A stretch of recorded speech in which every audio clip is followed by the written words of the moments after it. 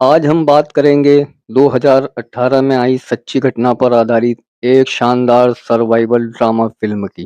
ये सिर्फ समंदर में खो जाने की कहानी नहीं है, बल्कि प्यार, उम्मीद और इंसानी हिम्मत की दास्तान भी है।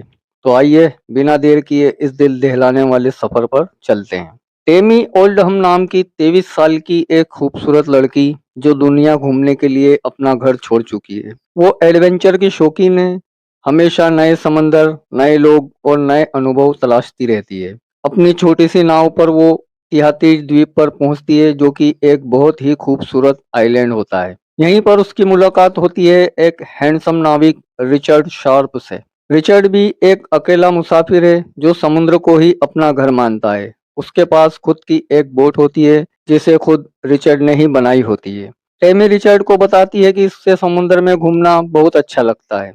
तब रिचर्ड उसको बताता है कि यह सब इतना आसान नहीं है। बीच समंदर में रातें बहुत ठंडी होती है और दिन में तेज धूप लगती है, जो तुम जैसी खूबसूरत लड़की के लिए अच्छी बात नहीं है। धीरे धीरे दोनों की दोस्ती गहरी होती है। समुद्र के खूबसूरत नज़ारों और रोमांच के बीच उनकी मोहब्बत पनपती है। दोनों साथ मिलकर छोटे छोटे सफर करते हैं, मछलियां पकड़ते हैं, समुद्री रातों का मजा लेते हैं। टेमी को लगता है कि रिचर्ड के साथ उसे अपना जीवन साथी मिल गया है। दोनों अपनी जिंदगी की अगली मंजिल की प्लानिंग करने लगते हैं। इसी दौरान एक अमीर कपल उनसे मिलता है और उनसे अपनी बोट कैलिफोर्निया ले जाने के लिए कहता है, और इसके लिए उन्हें एक अच्छी खासी रकम का भी ऑफर करता है। रिचर्ड और टेमी इसे एक बड़ा एडवेंचर मानकर हाँ कर देते हैं।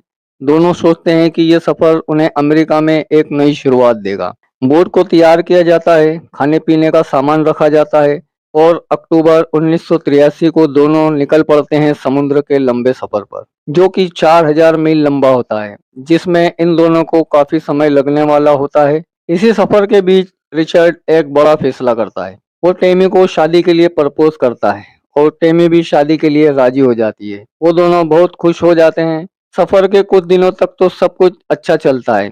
समुद्र शांत है, हवाएं नरम है और दोनों अपने रोमांटिक सफर का मजा लेते हैं। और जल्द ही मौसम का मिजाज बदलने लगता है। रेडियो पर खबर आती है कि पास के इलाके में एक बहुत बड़ा समुद्री तूफान बन रहा है जो उनका रास्ता रोकेगा। रिचर्ड कोशिश करता है कि रास्ता बदलकर तूफान से बच जाए, लेकिन टेमी कहती है कि हम इस तूफान का सामना करेंगे। रिचर्ड ना चाहते हुए भी टेमी की बात मान लेता है। थोड़ी ही देर बाद आसमान काला पड़ जाता है, हवाएं चीखने लगती हैं, लहरें पहाड़ों जितनी ऊंची हो जाती है और एक बड़ा समुद्री तूफान उनके सामने होता है। रिचर्ड बोट को संभालने की बहुत कोशिश करता है, लेकिन तब तक बहुत देर हो चुकी होती है। इस समुद्र के बीच इतनी बड़ी याट को तूफान से बचाना आसान नहीं है। रिचर्ड टेमी से कहता है कि वो केबिन के अंदर चले जाए और सब कुछ बांध कर सुरक्षित करे, लेकिन तभी एक बहुत बड़ी लहर आती है और बोट से टकराती है, जिससे याट बुरी तरह टूट जाती है और रिचर्ड भी समंदर में गिर जाता है। इधर केबिन में टेमी भी गिरकर बेहोश हो जाती है।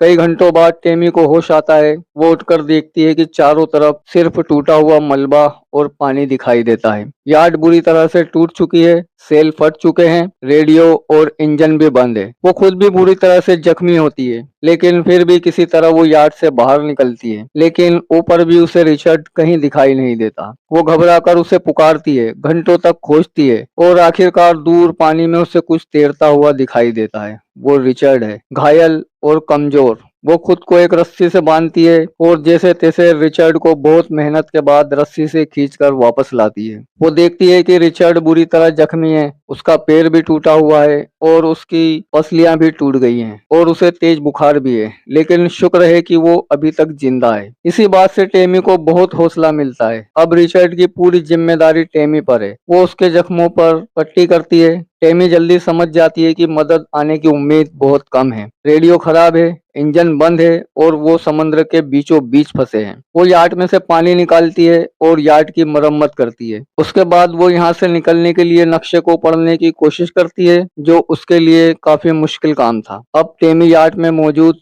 सभी खाना एक जगह इकट्ठा करती है और देखती है कि इतना खाना उन्हें 14 या 15 दिन चल सकता है। वो फैसला करती है कि उन्हें सैंटियागो की ओर जाना चाहिए, जो सबसे नजदीकी जगह है। अब टेमी को सबसे ज्यादा परेशानी पानी की है, क्योंकि उसके पास पीने का पानी बहुत कम था। वो किनारे से इतना दूर थे कि कोई आम आदमी वहां तक नहीं पहुंच सकता। तभी एक दिन बारिश हो जाती है और टेमी खुशी के मारे नाचने लगती है। वो सभी बर्तनों में पानी इकट्ठा कर लेती है। रिचर्ड को जिंदा रखने के लिए वो अपने हिस्से का खाना भी उसे दे देती है। एक दिन टेमी को दूर एक जहाज नजर आता है। वो बहुत खुश होती है और कांपते हाथों से फ्लेयर गन चलाती है ताकि वो लोग उन्हें देख सके, लेकिन वो जहाज सीधा चले जाता है। टेमी बहुत मायूस हो जाती है। इसी तरह दिन बीतते जाते हैं। 10 दिन, 20 दिन, 30 दिन। तपता सूरज, भूख, प्यास और अकेलापन टेमी को तोड़ने लगता है। कभी उसे लगता है कि बस ये अंत है, तो कभी रिचर्ड की मुस्कान उसे उम्मीद देती है। रिचर्ड उसे बार बार कहता है कि टेमी, तुम ये कर सकती हो।